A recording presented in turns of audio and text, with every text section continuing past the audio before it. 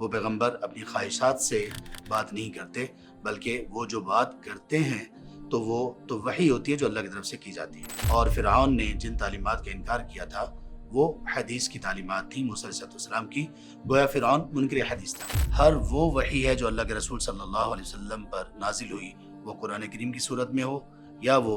آپ علیہ السلام کی احادیث مبارکہ کی صورت میں ہو، یہ تمام چیزیں محفوظ کر دی گئیں کہ اللہ سبحانہ وتعالیٰ نے قرآن کریم میں ان تمام تعلیمات کو سمو دیا، ان تمام تعلیمات کو اکٹھا کر دیا جو تعلیمات اس سے پہلے سابقہ کتابوں میں موجود تھیں۔ ان الذين آمنوا وعملوا الصالحات اولئك هم خير البرية۔ بسم اللہ الرحمن الرحیم۔ ارکان ایمان کا تیسرا رکن ہے کتابوں پر ایمان۔ کتابوں پر ایمان بھی اللہ سبحانہ و تعالیٰ پر ایمان کا ایک حصہ ہے۔ کتابوں پر ایمان کا مطلب یہ ہے کہ اللہ تبارک و تعالیٰ نے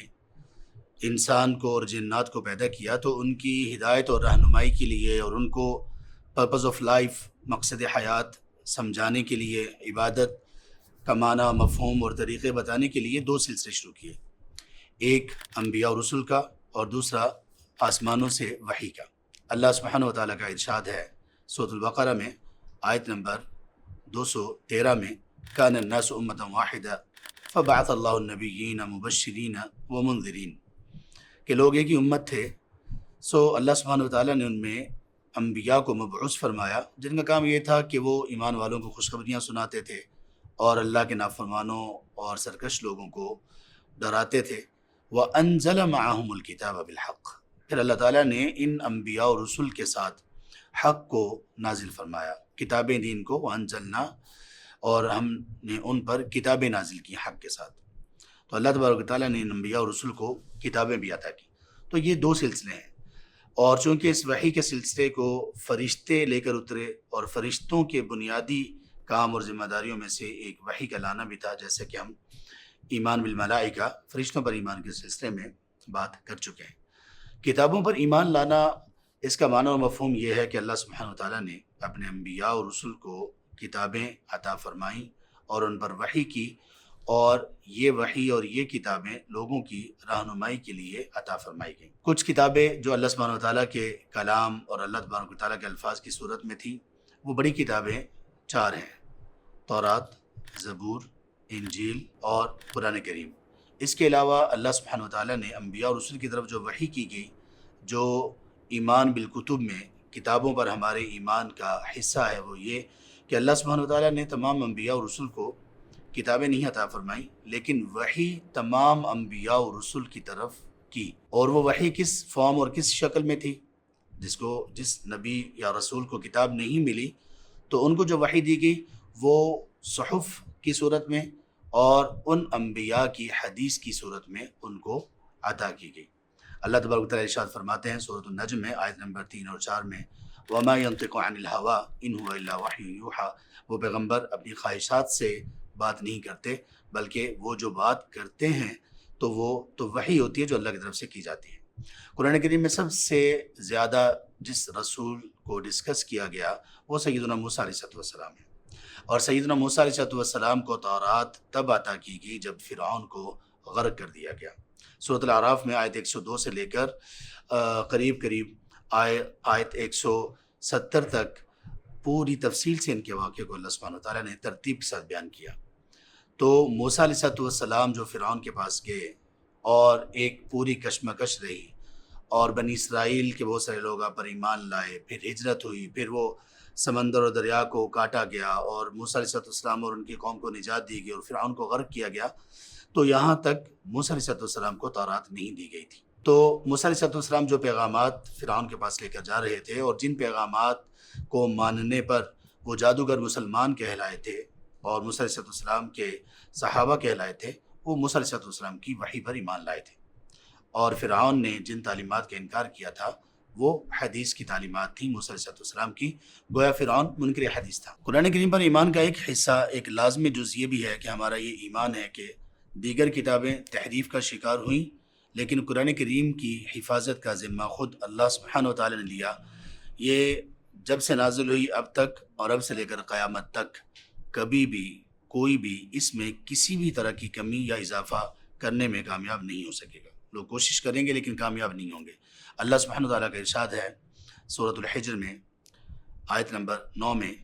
اِنَّا نَحْنُ نَزَّلْنَا الذِّکْرَ وَإِنَّا لَهُ لَحَافِظُونَ، بلا شبہ ہم نے الذکر کو نازل کیا اور ہم ہی اس کے محافظ ہیں۔ اس آیت میں ایک نقطہ، ایک پوائنٹ یہ بھی ہے کہ یہاں پر اللہ تبارک و تعالیٰ نے الذکر کا لفظ استعمال کیا، اور الذکر سے مراد ہر وہ وحی ہے جو اللہ کے رسول صلی اللہ علیہ وسلم پر نازل ہوئی، وہ قرآن کریم کی صورت میں ہو یا وہ آپ علیہ السلام کی احادیث مبارکہ کی صورت میں ہو۔ یہ تمام چیزیں محفوظ کر دی گئیں اور ان کی حفاظت خود اللہ سبحانہ وتعالیٰ نے اپنے ذمہ لی۔ اب قیامت تک کے لیے ان میں کوئی رد و بدل، کوئی کمی یا اضافہ کوئی نہیں کر سکتا، جتنی بھی کوئی کوشش کر لے۔ تو کتابوں پر ایمان کے سلسلے میں ایک چیز یہ بھی ہے کہ اللہ سبحانہ وتعالیٰ نے انبیاء کو جو کتابیں دیں، جن کا ذکر موجود ہے، اور جو صحیفے دیے، وہ برحق تھے اور پوری طرح سے اللہ سبحانہ وتعالیٰ کی رہنمائی سے مزین اور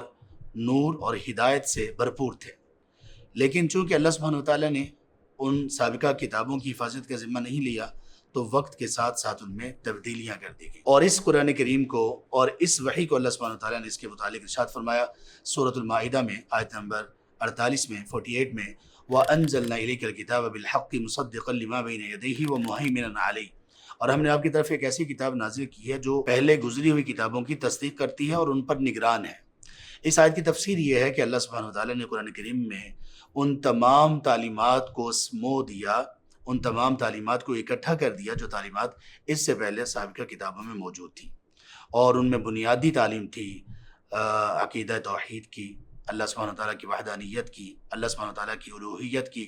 اور دیگر شریعت کے جو امور تھے، اللہ سبحانہ تعالیٰ نے ان کو قرآن کریم کی صورت میں اور نبی مکرم صلی اللہ علیہ وآلہ وصحبہ وسلم پر وحی کی صورت میں مکمل اور کامل کر دیا۔ اور پھر فرمایا سورہ مائدہ کی آیت نمبر 3 میں، الیوم اکملت لکم دینکم، آج ہم نے تمہارے لیے تمہارے دین کو مکمل کر دیا، واتممت علیکم نعمتی، اور ہم نے اپنی نعمت کو تمام کر دیا۔ یعنی اب یہ وحی جو قرآن کی صورت میں ہے اور رسول کریم صلی اللہ علیہ وآلہ وصحبہ وسلم کی تعلیمات کی صورت میں ہے، یہ کامل ہے، کمپلیٹ ہے اور پرفیکٹ ہے۔ اب اس کے بعد کسی اور وحی کی قطعاً ضرورت نہیں، اور یہ قیامت تک کے لیے، ہر دور کے لیے یہ ویلڈ وحی ہے۔ کتابوں پر ایمان کا ایک حصہ یہ بھی ہے کہ تمام کتابوں پر اس طرح سے ایمان لانا ضروری ہے۔ اگر کوئی شخص کسی ایک کتاب کا بھی انکار کرے گا تو وہ اسلام کے دائرے سے نکل جائے گا۔ اور کتابوں پر ایمان وہی کہ وہ کتابیں اپنے دور میں جو نازل ہوئیں تو وہ برحق تھیں، اس کے بعد ان میں تحریف کر دی گئی، اور اس کے بعد پھر کتابوں کی توقیر میں یہ بات بھی شامل ہے کہ قرآن کریم کا احترام، اس کی تعظیم، اس کی توقیر حد سے زیادہ کی جائے، اس کو سمجھا جائے، اس کو سینوں سے لگایا جائے، دلوں میں اتارا جائے، اور اس کے بعد اپنے عمل کو اس کی تعلیمات سے مزین کیا جائے اور لوگوں تک پھیلایا جائے۔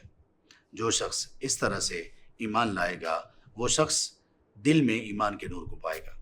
آئیے ایمان کو سیکھیں۔ بارک اللہ فیکم۔